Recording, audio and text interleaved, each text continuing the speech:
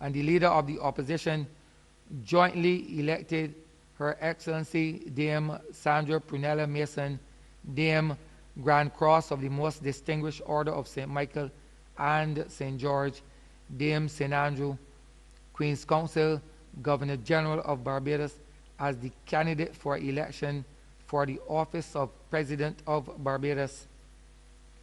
And whereas the Speaker notified both houses of the joint nomination, and at a joint meeting of both houses held on the 20th day of October 2021 at the Lloyd Erskine Sandyford Center, one member objected to the said Dame Sandra Mason being declared duly elected.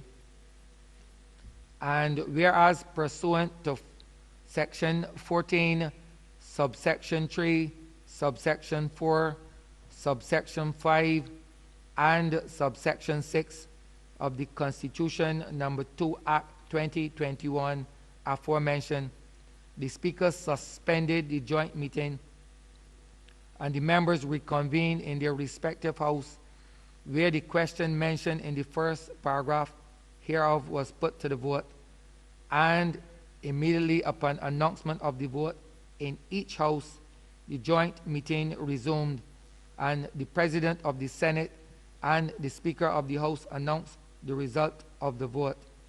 And whereas the candidate aforenamed received 18 votes in the Senate and 27 votes in the House of Assembly, being not less than 2/3 of the votes cast in each house.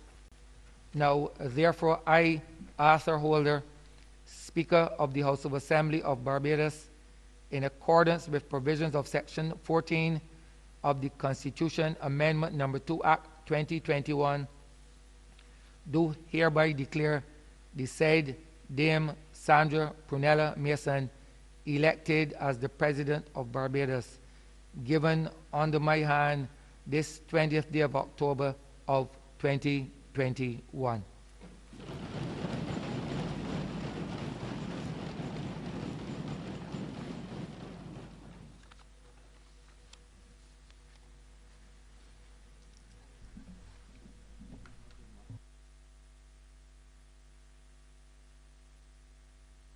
We will now have remarks by the Leader of the Opposition.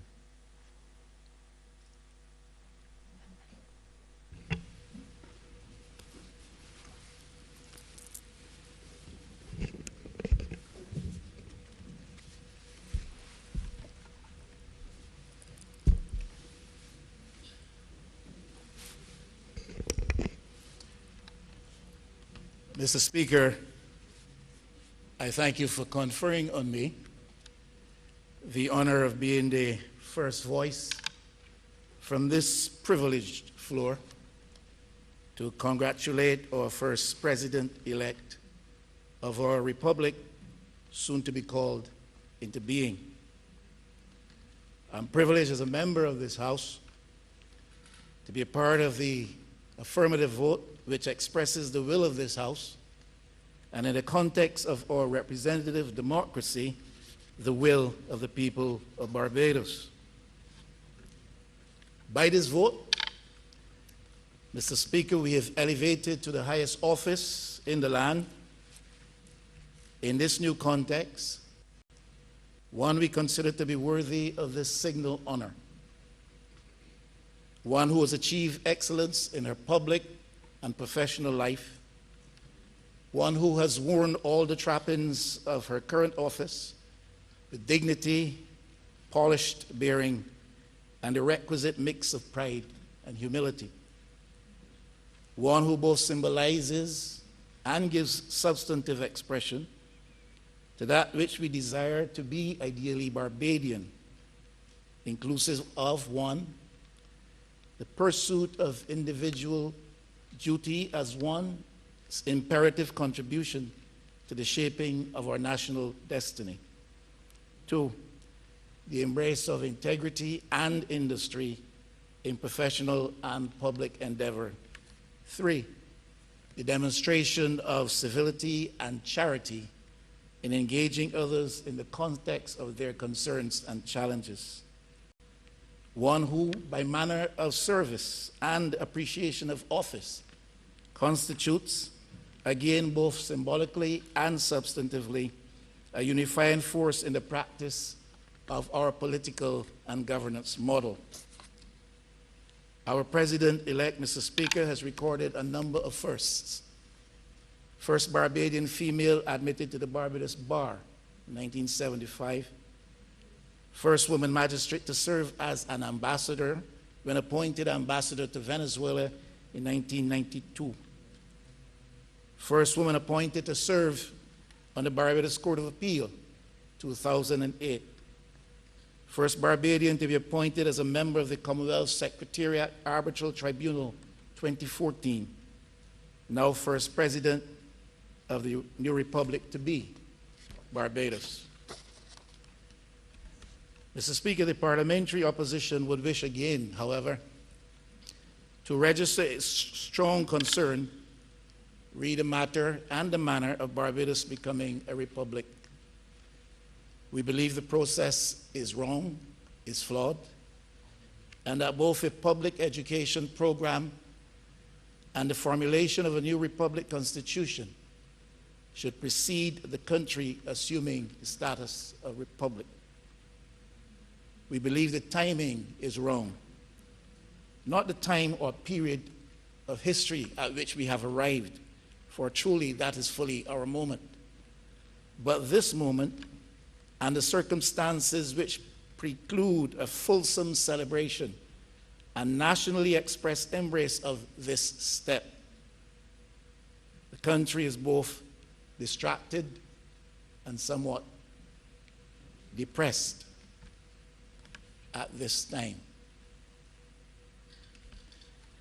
The alternative view as to the constitutional and legal appropriateness of our approach to change in our nation's status ought to be better addressed and put to rest, because for some it is a real issue. It was my distinct honor to jointly propose Dame Sandra Mason. Firstly, because of all the earlier mentioned attributes and achievements. Secondly, because of the recommendation of the Ford Commission that our first president of a republic, Barbados, should be the incumbent Governor General at the time, and that ours should be a parliamentary republic with a non-executive head of state. In my discussions with the Prime Minister and her team, I expressed strongly the view that in the absence of a referendum on the matter, there should be an actual vote by the totality of the people's representatives in the Parliament. Further, by a secret ballot if an actual ballot became necessary. Additionally, I held the view that the two-thirds affirmation threshold, which she, the Prime Minister, advocated, should be of both houses of Parliament, voting separately. All of the above is important for two very big good reasons.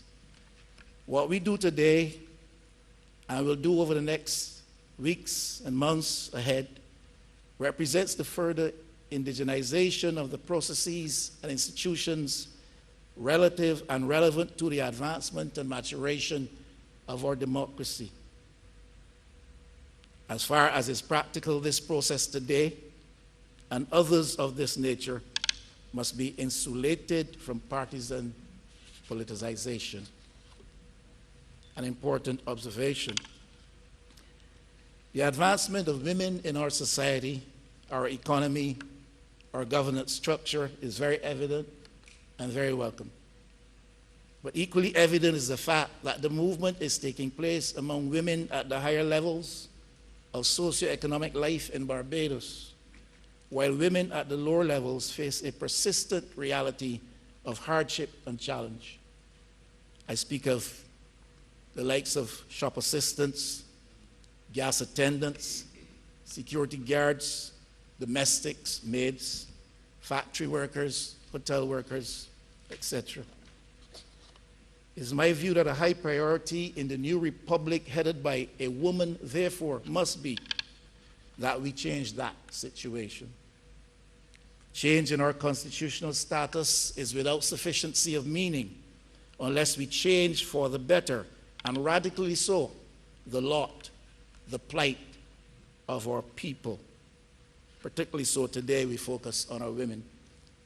It cannot be that we elect a woman as our first president, have a female as our prime minister, and not realize that a much more robust effort is imperatively and urgently needed to counter the trinity of evil, that is, economic exploitation of our women in the workplace, sexual harassment of our young ladies in vulnerable settings, or female domestic abuse, now perceived as a cultural norm and par for the course. May I suggest humbly before I close, Mr. Speaker, and express the hope that with the fully expressed support of all political parties, we can see in the earliest practicable period of this new presidency the setting up of a presidential commission mandated to lead in the development of a national charter for single mothers in Barbados. Among our female population, this is a particular category of women with their own distinct challenges. My congratulations on behalf of the parliamentary opposition to our president-elect, and may the favor of God rest upon her, upon our land, upon our people. Thank you, Mr. Speaker.